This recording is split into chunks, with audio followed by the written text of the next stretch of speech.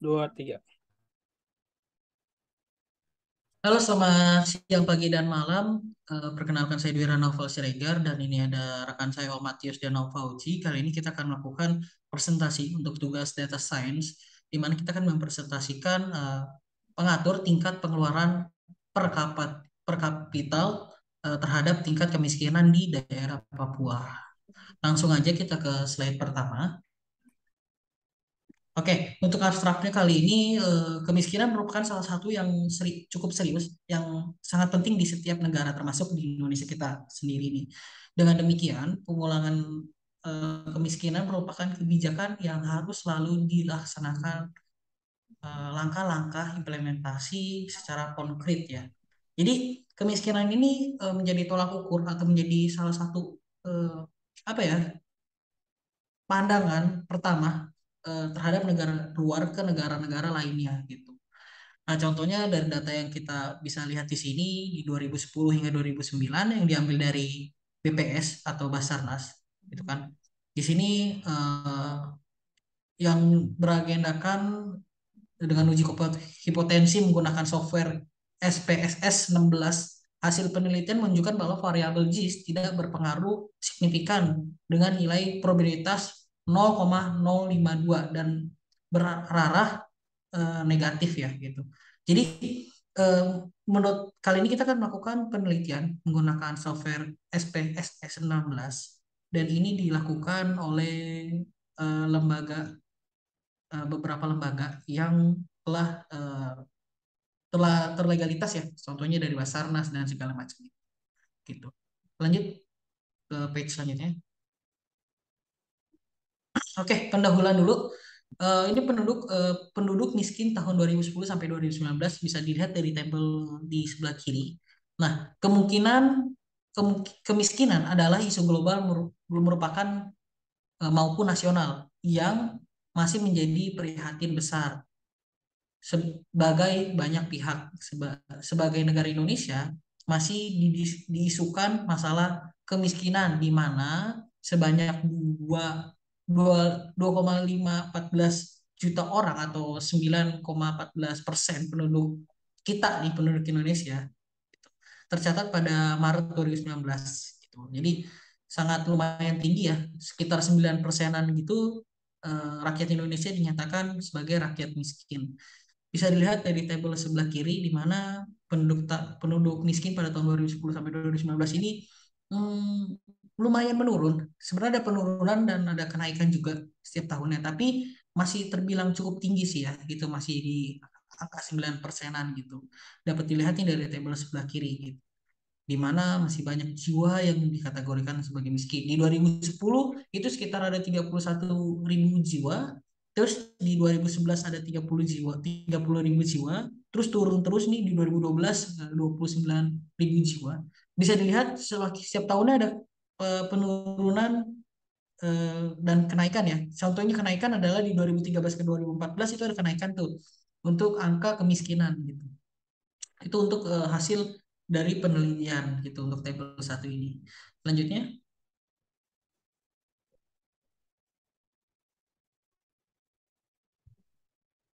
boleh di next. Oke, untuk metodenya. Metode penelitian yang digunakan penulis adalah metode pendekatan kuantitatif, yaitu pendekatan yang lebih identik dengan angka. Pendekatan kuantitatif ini mengutamakan pengujian hipotensi yang mengarah kepada berbagai pembuktian agar fenomena yang dijelaskan terukur dengan hasil generalisasi.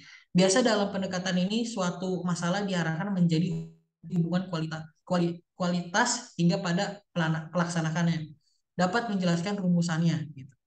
Nah, terus metode analisis yang digunakan dalam metode uji regresi beragenda dan uji hipotensi, jenis data yang digunakan adalah sekunder, yaitu data time series gitu. Penelitian mengumpulkan data yang bersumber dari situs resmi instansi pemerintahan yang telah dipublikasi seperti BPS dan Basarnas untuk kemudian dipelajari dan dilakukan pengolahan data gitu. Misalkan ya, dari populasi dan sampel, variabel independen zakat, infak dan sodako atau JIS ya. terus pertumbuhan ekonomi, terus pengangguran, inflasi, dan variabel dependen kemiskinan. Jadi dari metode ini kita ngambil dari beberapa sumber data yang konkret, yaitu adalah instansi pemerintahan seperti BPS dan Basarnas, dan menggunakan beberapa variabel gitu, yang sifatnya itu lebih ke pendekatan kuantitatif ya gitu untuk metode yang digunakan dalam penelitian ini. Oke, selanjutnya. Oke, hasil dan pembahasan. Nah, dari hasil dan pembahasan bisa dilihat untuk tabel 3, penelitian ini menggunakan metode analisis regresi linear ber, beragenda untuk mengetahui pengaruh ZIS, pertumbuhan ekonomi, pengaruh pengangguran, inflasi terhadap tingkat kemiskinan di Indonesia pada tahun 2010 dan 2019.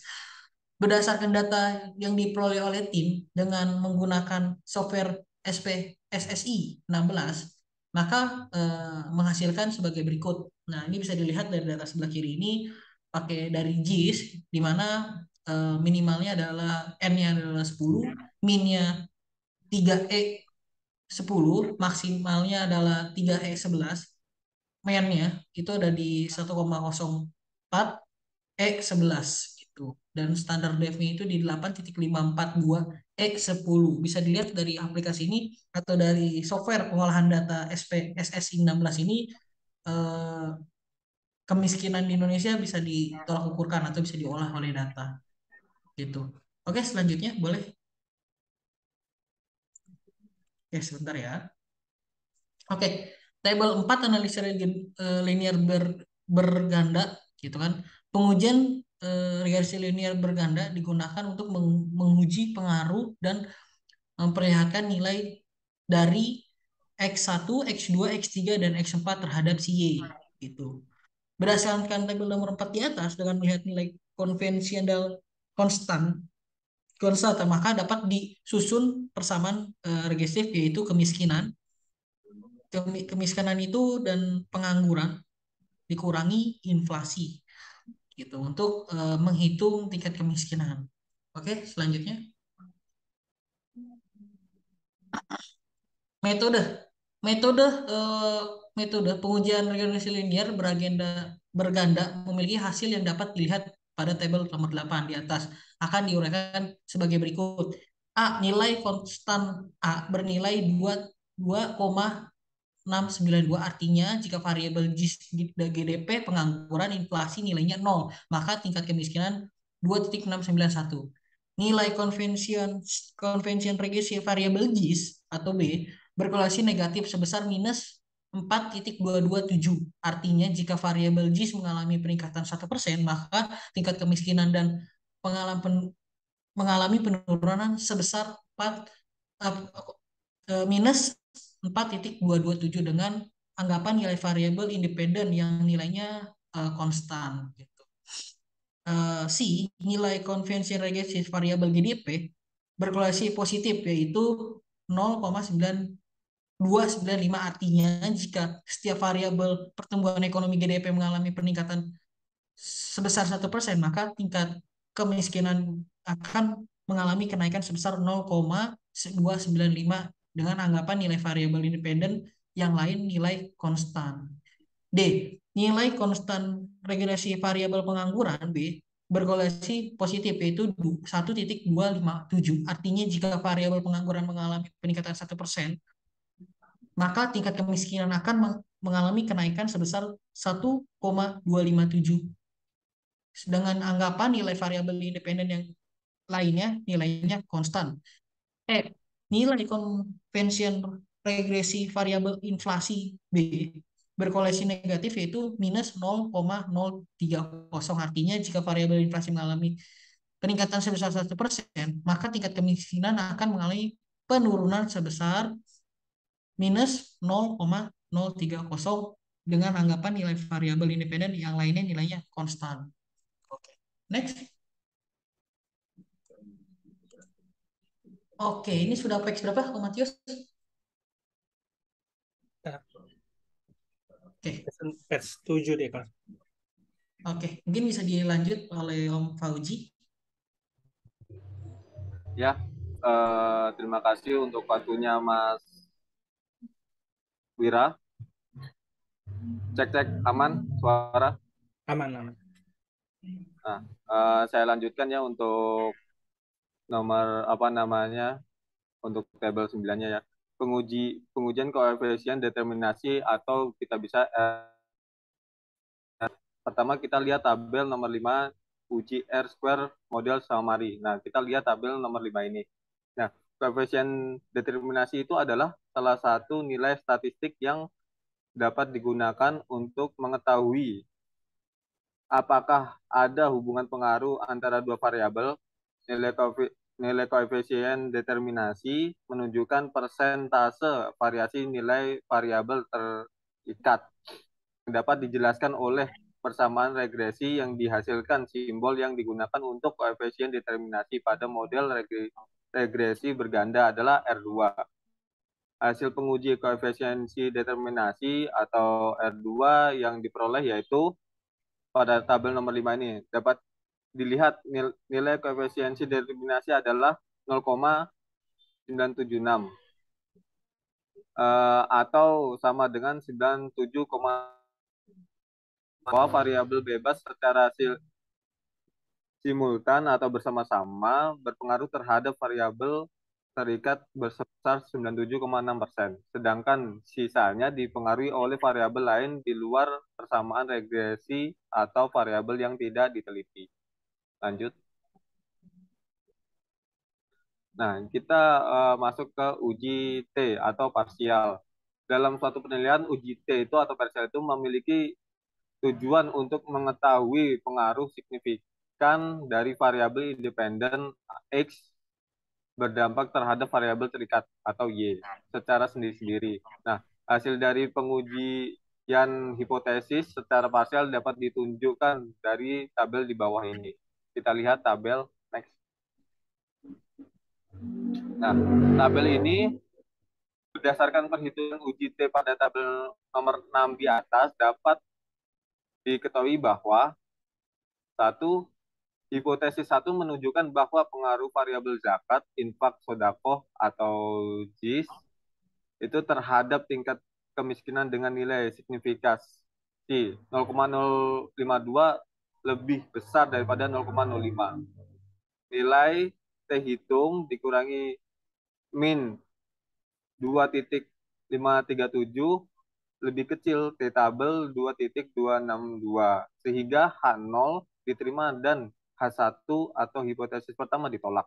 Ini berarti tidak terdapat pengaruh antara JIS X1 terhadap tingkat kemiskinan Y. Minta tolong Mas di next tabelnya. Ya. Untuk nomor 2, hipotesis 2 ya, memperlihatkan pengaruh variabel pertumbuhan ekonomi terhadap tingkat kemiskinan dengan nilai signifikan 0,169 lebih besar daripada 0,05 dan nilai T hitung 1,607 lebih kecil T tabel 2,262. Nah, sehingga H0 diterima dan H2 atau hipotesis kedua ditolak. Ini berarti tidak terdapat pengaruh antara pertumbuhan ekonomi X2 terhadap tingkat kemiskinan atau Y, sumbu Y. Nomor 3, hipotesis 3 memperlihatkan pengaruh variabel pengangguran terhadap tingkat kemiskinan dengan nilai signifikan 0,006 lebih kecil daripada 0,005 dan nilai T hitung 4,526 lebih besar daripada T tabel 2,262 sehingga H0 ditolak dan H3 atau hipotesis ketiga diterima. Ini berarti terdapat pengaruh antara pengangguran X3 terhadap tingkat kemiskinan atau sumbu Y. Dan nomor 4, hipotesis 4 memperlihatkan pengaruh variabel inflasi terhadap tingkat kemiskinan dengan nilai signifikan 0,523 lebih besar daripada 0,05 dan nilai T hitung minus 0,687 lebih kecil T tabel 2,262 sehingga H0 diterima dan H4 atau hipotesis keempat ditolak. Ini berarti tidak terdapat pengaruh antara inflasi X terhadap tingkat kemiskinan Y. Lanjut.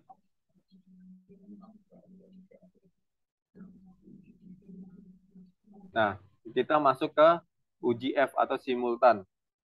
Dalam suatu penelitian, uji F itu memiliki tujuan untuk menguji ada atau tidaknya pengaruh dari seluruh variabel independen secara bersama-sama terhadap variabel dependen, dan hasil pengujian uji F itu ada seperti pada tabel nomor 7. Nah, dapat dilihat hasil uji F menunjukkan nilai F hitung sebesar 50.758 lebih besar F tabel 15.1592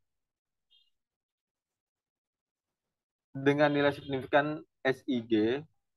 Hasil penelitian sebesar 0,000 lebih kecil daripada 0,05 sehingga H0 ditolak dan H4 diterima, dan dapat diambil kesimpulan bahwa tingkat kemiskinan sebagai variabel dependen dipengaruhi secara simultan oleh variabel independen. Lalu nomor 14. Nah, pengaruh JIS terhadap tingkat kemiskinan. Pengaruhnya adalah dari hasil pengujian maka dikatakan bahwa JIS X1 tidak berpengaruh secara signifikan terhadap tingkat kemiskinan Y. Nilai T hitung sebesar min 2.537 terletak di area pengaruh negatif, dan maka dapat diartikan apabila terdapat peningkatan maupun penurunan JIS tidak akan mempengaruhi tingkat kemiskinan secara parsial, tetapi JIS berarah negatif terhadap tingkat kemiskinan.